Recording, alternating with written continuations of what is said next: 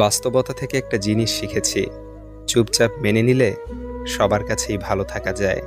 কষ্টে থাকা মানুষগুলো সবসময় একটু বেশি হাসিখুশি থাকে কষ্টগুলো লুকানোর জন্য। আকাশ রং বদলায়, সে তো মানুষের প্রয়োজনে।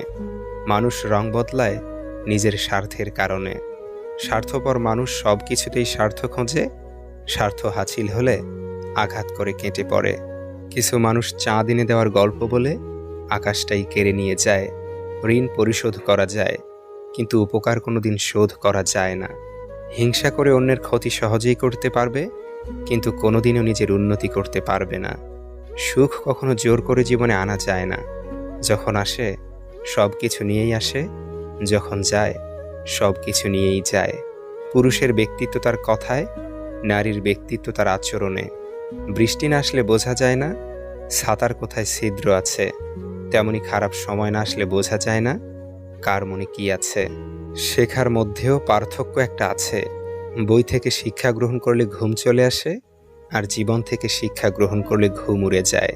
কাউকে কখনো ছোট ভেবো না, কারণ একটা কথা সবসময় মনে রাখবে, 5 টাকা দামের পেনও কিন্তু 5 কোটি টাকার চেক লেখার কাজে লাগে। আপন যখন পর হয় তখন সম্পূর্ণ ত্যাগ করতে হয়, এছাড়া কোনো গতি থাকে না। জীবন তখনই সহজ হবে যখন অন্যের উপর আশা কম আর নিজের উপর ভরসা বেশি হবে। ভাগ্য খারাপ ছিল না, ভরসা ভুল মানুষের উপর ছিল। এটাই বোধহয় আমার জীবনের সবচেয়ে বড় ভুল। কাউকে অল্পতে বিশ্বাস করে সহজে আপন করে নেওয়া। যেটা সহজে পাওয়া যায় সেটা হলো কষ্ট, যেটা কষ্ট করে পেতে হয় সেটা হলো সম্মান, আর যেটা মন থেকে পাওয়া যায় সেটা হলো ভালোবাসা।